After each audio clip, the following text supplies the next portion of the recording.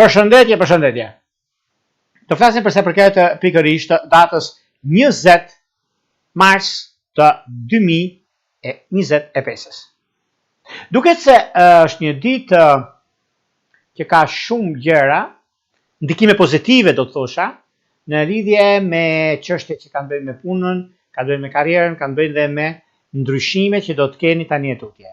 Arsyeja, kemi të bëjmë me ekuinoksin pranveror dhe lidhjen diell me Neptun, ku ka të bëjnë shumë me kuptimin e mirë të gjërave, sepse duke pasur parasysh lidhja e diellit me Neptunin tek peshqit ndodh në fakt është hera e fundit që dy trupa qiellor takohen tek peshqit. Duke filluar nga viti i ardhshëm, ky takim do të zhvillohet çdo vit në shenjën e dashit.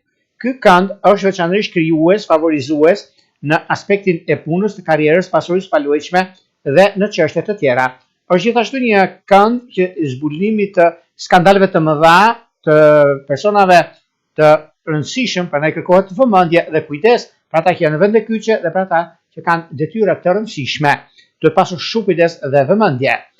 Çështjet që kanë kujdes më tepër prej shenjave që kanë bënë binjakët vyrjesha, shigjetarët, peshqit dhe diçet të tërit, ose ata që kanë planete në këto shenja të jenë të vëmendshëm në këtë drejtim.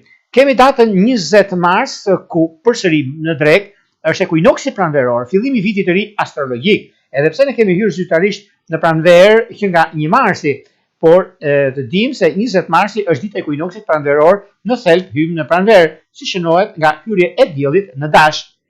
Duke pasur parasysh edhe këtë ditë e nesërme të datës 20 që futet dielli në dash dhe frymëzon guximin, mundësinë, rëndësinë dhe jo vetëm, dhe në fillim të vitit të ri astrologjik ka të bëjë shumë me mundësitë dhe rëndësitë të tjera të reja përsa përket